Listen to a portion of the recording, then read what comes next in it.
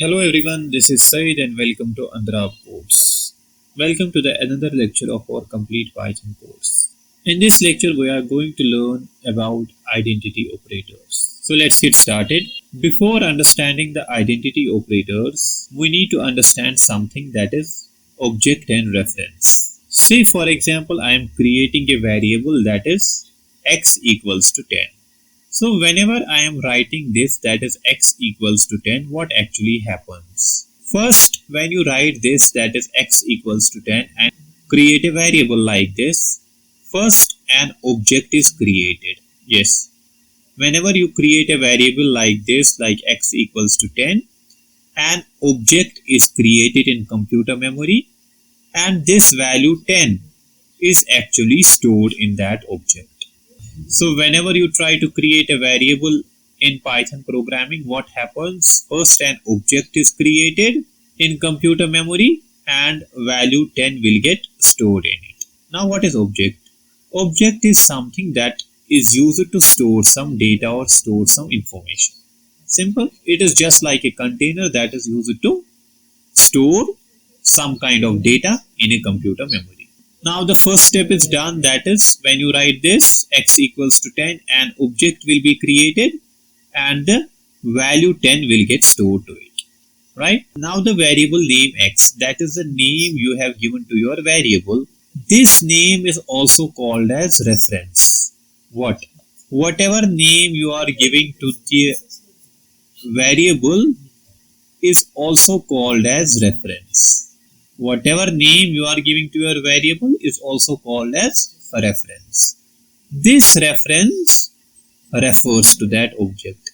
That is, it points to that object. So reference is something that is used to uniquely identify an object. Because of that name, you can identify in which object that value 10 is stored.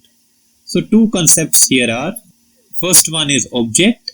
Object is used to store some kind of data and the name of the variable, also called as reference, points to that object. Means that this name or the reference indicates in which object that value 10 is stored. So remember, when we try to create a variable, two things happen. First, an object is created in which value 10 will get stored, and after that the name of the variable, also called as reference, points to that object to uniquely identify that object. Clear? Let's see the representation again. First an object is created and the value 10 will be stored in it. Value will get stored in what? In the object. Object is something that is used to store some kind of data. And the name or the reference is actually points to that object or refers to that object, indicating that this object is actually storing your value 10. Now the important thing here is an object can have multiple references. Say for example, an individual, a person can have multiple names. Similarly, if an object is created in the computer memory, it can have multiple references. Say for example, I am creating another reference for the same variable and that variable also points to that object. Let's try to understand it again. So I am saying whatever object you are trying to create in computer memory can have multiple references, can have multiple names, just like in real world. Either a person or either anything can have multiple names. Say for example here, this object have multiple names or multiple references, that is x and that is y. See here I have created an object, but this object can have multiple names, that is x and y, and both the names or the references are actually pointing to the same object. So it's simply an object that can have multiple names or multiple references. Now, on the basis of this, we can update the definition of variable. Initially, we said that variable is a container that stores information. But now we can say that a variable is a name. This name also called as reference, right? Is a name or reference that refers to the object, that refers to the object stored in a computer memory. So this is the modern definition of variable, that a variable is a name that refers to an object stored in computer memory. Reference is used to uniquely identify that object, and object is something that is used to hold that data or store that data. Coming back to our actual topic, that is identity operators. I said that identity operators check whether the two variables point to the same object in memory. Whether the two variables point to the same object in memory. Now see, identity operator checks whether the two variables, that is here are two variables, right? Whether they are pointing to the same object in the memory or not. Whether they are pointing to the same object in the memory or not. Whether the multiple names or the multiple references are pointing to the same object or not. Say for example, here I have an object that is storing a value 10, and it has multiple names or multiple references, right? Or multiple variables. So identity operator checks whether both of these variables, whether both of these references are actually pointing to the same object or not. Now, tell me one thing. If we create another object here that is storing value 20, right? And this another variable is pointing to that object. Now tell me, are those two variable names pointing to the same object? No, they are not pointing to the same object now. They are pointing to the multiple objects, that is different and unique objects. Y is pointing towards the object holding value 20 and X is pointing towards the object holding value 10, right?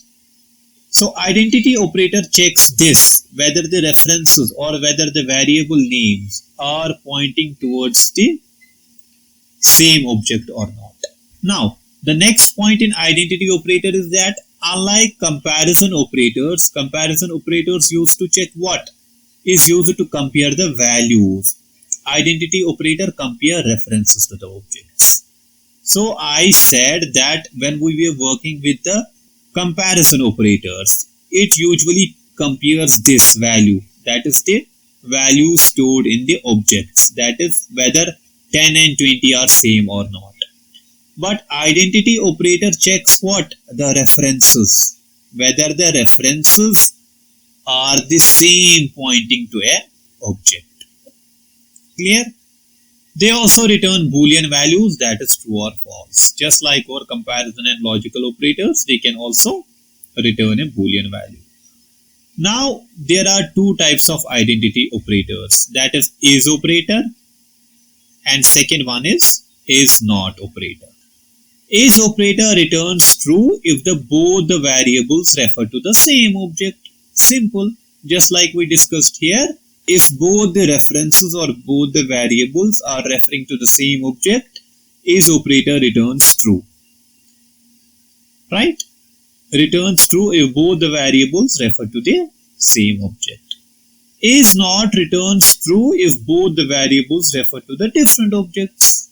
So here, if y does not point towards the 10 but is referring towards this object, that is different objects, now the is not operator returns true because the references are pointing to different objects. Say for example, here is x, here is y, and here is our object storing 10, here is our another object that is 20. So is operator returns true if both the variables refers to the same object. Both x and y refers to the same object. Then is operator will return true. Is not operator will return true only when the references or the variables refers to the different objects like this. Clear? Let's try to do some programs on it. I am creating a variable x equals to 10. So by that means I mean to say that object is created, a value 10 is assigned to it, and the name of the variable, that is x, is pointing to that object. This is what this line means. Now I will write something like this: y equals to x. Now see what I am doing here.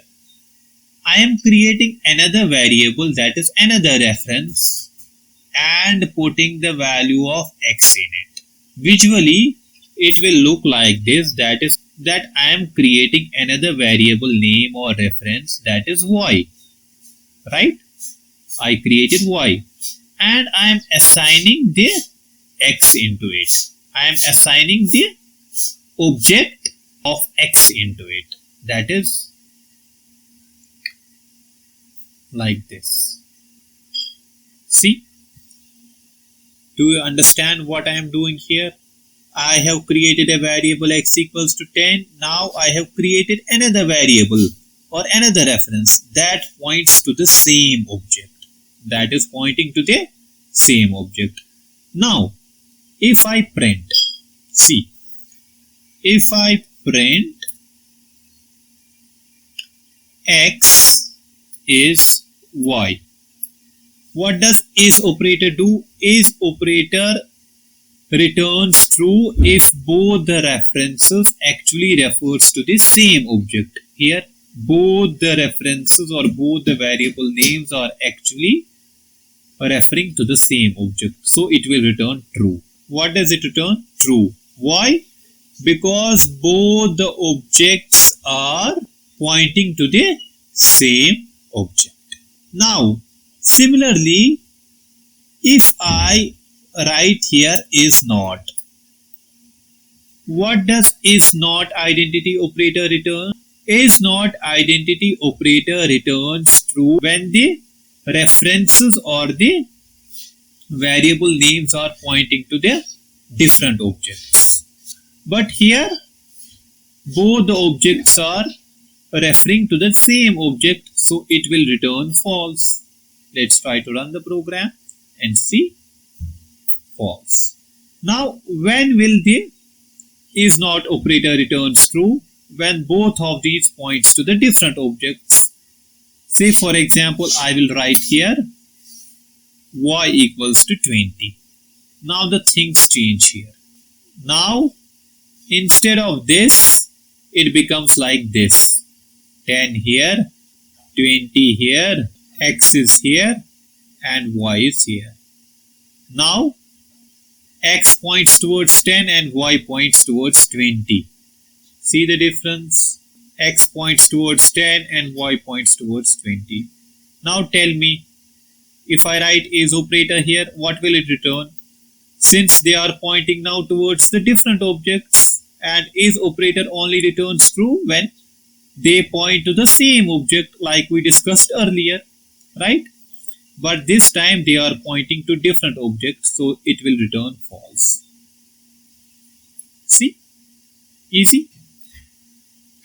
Next is, let's try is not here also. Now is not operator returns true when the references points to the different objects. Like this. Here they are points to the different objects, so is not operator will return true. Clear? Now this is what your identity operator does. It does not compare value, it compares whether the references that are pointing to the objects are actually pointing to the same object or not. So try to understand the concept again and again. Try to understand the concept of object. Try to understand the concept of reference. After that, you will get a clear idea of how identity operator works. So if there is any confusion regarding the concept, let me know in the comment section. That's all for today. Thank you so much for being with me. See you in the next lecture.